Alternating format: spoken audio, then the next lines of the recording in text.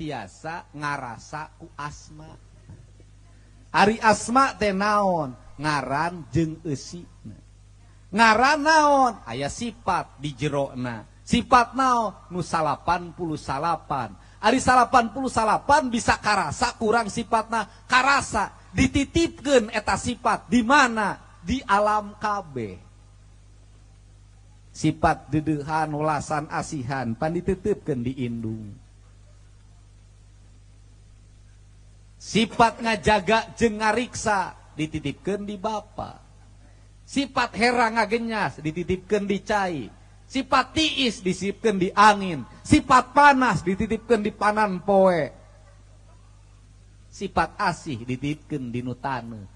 Ieu kabeh sifatna Gusti, asmana Gusti. Di dieu ku urang kudu geura tapakuran tong diraruksa. Kitu teu ngajirim teu ngaringkang nu aya ukur ciciptaanana. Da moal kapanggih lamun urang neangan kulon wetan deui lamun urang neangan itu ieu deui lamun urang neangan aya eueuh deui neangan Gusti mah sarua jeung urang neangan cai tapi teureum dileuwi neangan obor tak neangan seuneu tapi mamawa obor tah di urang teh loba anu eta loba nu teu kapanggih kulantaran teu ditapakuran. Mantak ge geura tapakur, geura tapakeun tah geura akurkeun pikiran jeung rasa, ceuli jeung dengena, irung jeung angseuna, letah jeung ucapna, hate jeung kaikhlasanana, geura tapakurkeun. Tapakur mantak ge puasa teh moal kapanggih lamun teu tapak. Geus ulah mikiran wae engke saur jeung naon. Sabab di papantes tepi ka iraha we nu ngaranna saur mah moal ngeunah dahar. Ibu saur kudu jeung angeun daging. Anger teu ngeunah. Make peda sugan jeung sambal anger teu ngeunah. Da ngeunahna mah jam 12. Karek ngeunah beurang. Naon sababna? Lain waktuna dahar anjeun kudu dahar. Tujuan saur naon? Ukur ngesian eusi peujit ulah kosong teuing sampeuran isuk meh teu leuleus teuing. Pikeun saha? Pikeun jelema nu boga arep-arepeun dahar. Jeung anu ikhlas mah teu kudu manggih dahar, moal leuleus. Ngalaman pan kuring mah ti kelas hiji SD tepi ka ayeuna lamun puasa tara saur, saurna cukup nginum cai herang sagelas. Tong dilakonan, bising stres. Bukana geus tong dibayang-bayang. Sakasampeurna we da puasa mah tatapa, ari nu tatapa teh sakasampeurna aya samper eueuh entong, aya dahar eueuh entong. Puasana ayakan gentong, aya dihakan eueuh. Sakali deui, puasana ayakan aya dihakan eueuh. Pan kiai naon sing yakin ka Gusti anu kagunganana pan ku kiai dijelaskeun pan geus aya di nu kitabna jalma nu luhur mah pan ngahaja awakna teh dibeungkeut ditalian di nu tangkal di leuweung puasana teh hayang ngabuktikeun diri bener teu ieu Gusti nyaah ka kami kan kajadian teu manggih naon datang manuk mere dahareun kanu biwirna urang macan tepi kadinya mikiran eta we kok gesole ceuk nabi cenah disunahkeun ngadahar amis nabi ku korma pan urang mah double korma 3 cincau sagelas es buah saringkok kolek sarantang tinggang ku kejo lompat kanu hulu huu tunuh kadar gula naik kadar gula naik bulan puasa kadar gula naik gula mahal kalapa mahal sabab kabeh make cai pati make cai pati kudu nama bulan puasa teh sagala murah naon sababna gula saeutik makena, tarigu saeutik makena, minyak saeutik makena, kalapa saeutik makena. Urang mah tibalik puasa teh sagala dibeli. Hawa ge diayakeun. Naon sababna? Puasa budak sagala diogo dituturkeun ka hayang beteung. Atuh meureun teu tapakur, geura geus nini-nini mah geus karotong mikiran eta. Eta karek lalakon ayeuna naek kadar gula engke geus lilikuran sia teh. Sagala dikumpulkeun dahareun kabeh seragam. Mi geus bebeyena. Heueuh, kabeh sarua dahar opor, mi beureum teh kabeh rata. Unggal ka tempat daharna eta isukna duit beak. Eueuh, nu kapanggih ukur eta kuat dikorehan yang daging leutik. Naon engke penyakit lebaran kabeh nyeri beuteung. Kabeh ka dokter mending ngantri. Ieu teh paruwasa naon. Nu alus mah kieu, nu alus mun arek. Mun arek mimiti lilikuran pareuman listrik di imah. HP pae, listrik pae, anu teu boga kegiatan naon? Jempling tong lajo TV. Jempling. Sepi, jempling. Isuk-isuk hudang, maka ke balik deui peuting poek deui, jempling. Tiis, tapakur, nyaho-nyaho geus lebaran. Hayo keprok kabeh. Gitu, geura sepi. Kita sagala kadenge, ya kupingkeun. Jelema anu sok nyepi, sok sagala kadenge, sagala katempo. Jelema anu biasa gandeng, geus moal bisa ngadenge, moal bisa nempo. Ngarti? Ai samudra teh laut anu lega, alamun cek urang Sunda, hate nu mana anu jadi jiwa anjeun, hate anu celik putih, celak herang, caang bulan 14, jalan gede sasapuan. Ari urang puasa teh naon ieu teh? Ngalatih hate. Supaya naon? Bersih hate. Anu bersih hate nu kumaha? Tiis ceuli herang mata. Tiis ceuli na tong loba dedengean. Supaya tong loba dedengean, kumaha tong sagala didengekeun. Supaya tong sagala didengekeun, kumaha tungkulkeun eta panon anjeun kanu bacaeun.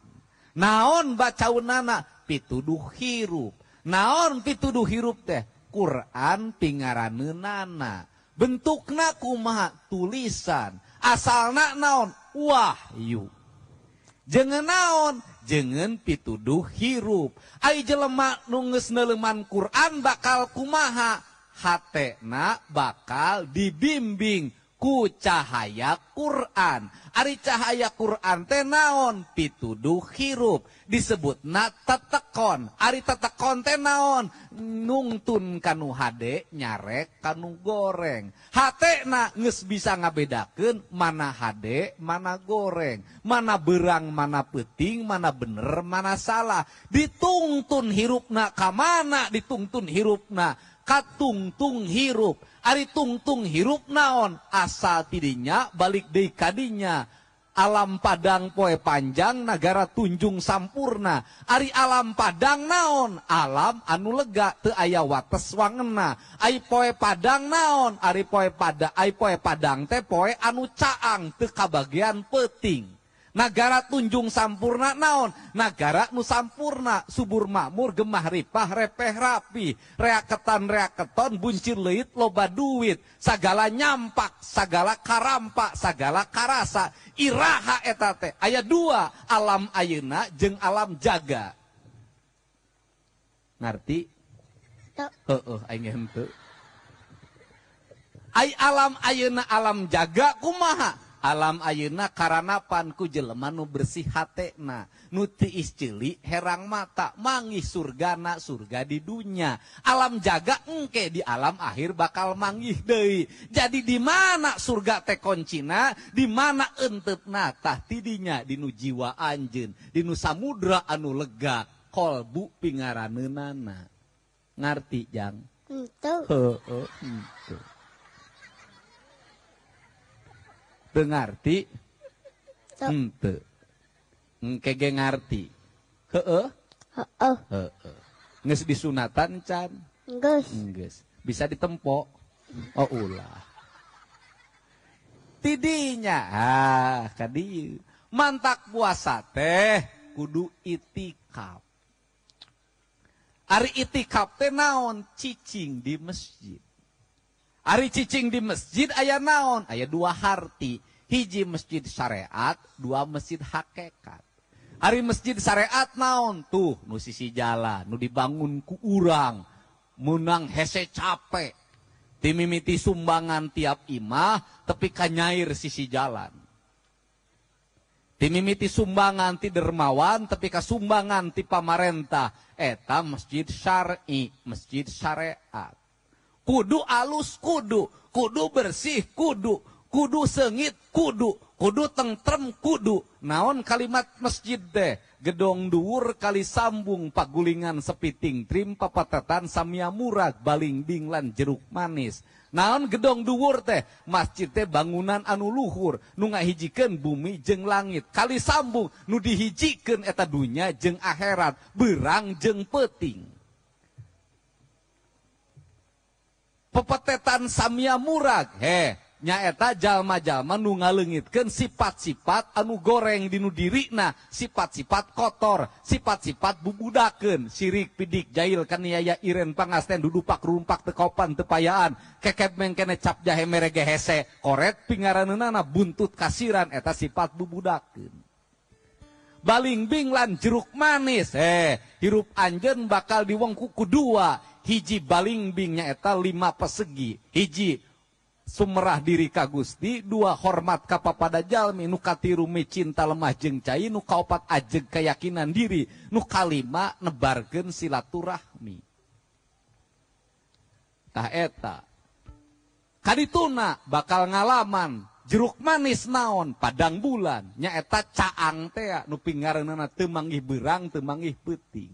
Ngarti? Teu. Tidinya eta masjid hakikat. Jadi ai tapakur teh naon? Ai tapakur teh ngasupkeun masjid kanu jero rasa. Naon cenah tapakur teh? Cicing di masjid. Ai tapakur teh cicing di masjid. Ari itikaf teh cicing di masjid. Ayo. Bejaan. Hei. Hei.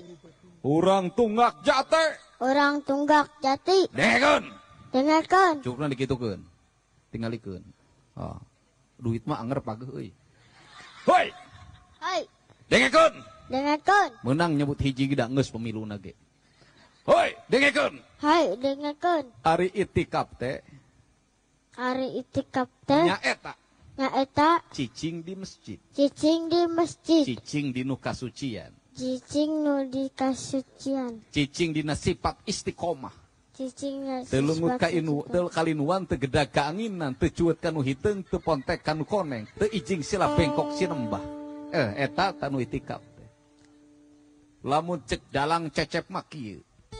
Rep sidakep sinukut tunggal tangan daur dadia tunggal anawas boten awas ana ambung boten ambung. Ati ngait manah menta menekung kanu ma agung ngaberantas kanu ma kawasa mudas medi kayang widi. Tegalider la ilaha illallah. Eta itikaf. Osok. Sok. Alhamdulillah keprok. Ngarti ayeuna mah. Di mana ujang itikaf? Di mana itikaf? Tadi di mana? Masjid. Oh bener. Osok ke masjid. Osok. Oh. Nah naonan? Salat. Oh bener salat.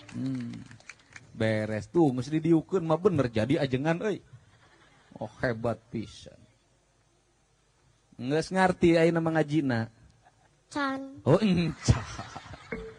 Nek diteruskeun ngajina rek. Arek. Ah. Kunaon? Ieu nu ngajina meunang. Heueuh. Ke nu ngajina mah ieu mah kembang ngajina. Nya? Heeh. tah lamun geus samudra anu lega anu celik putih celak herang tea engke bakal lebet nur naon cenah Nur. si nur Si Nur. cahaya Cahaya. cahaya Cahaya. sirat Sirat. kadieu pituduh lamun geus asup kanu diri naon anu asup teh cahaya naon cenah Cahayana. cahaya Nak.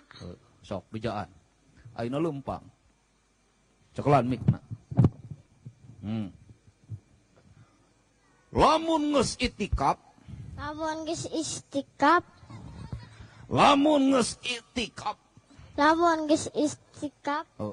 engke bakal ditungtun Engke bakal dituntun ku cahaya ku cahaya nu nu nyirorot kanu kalbu urang nyirorot tukabu ula ngan cahaya na rupa-rupa ngan cahayana rupa-rupa cahaya urang manuleutik cahaya nu urang mah nu leutik sabab lamun cahaya nu gede moal kuat sabab cahayana nu gede moal kuat. heeh tong boro pantar urang pantar Kanjeng Nabi Musa ge teu kuateun heeh lamun pantar urang dibere cahaya jengen wali kuat urang moal mantake ulah sok lelegegan hayang langsung ka Nabi moal tepi sia komo langsung ka Allah moal tepi urang mah teu kuat ku cahayana urang mah nu leutik we heula cahayana nu leutik manfaat henteu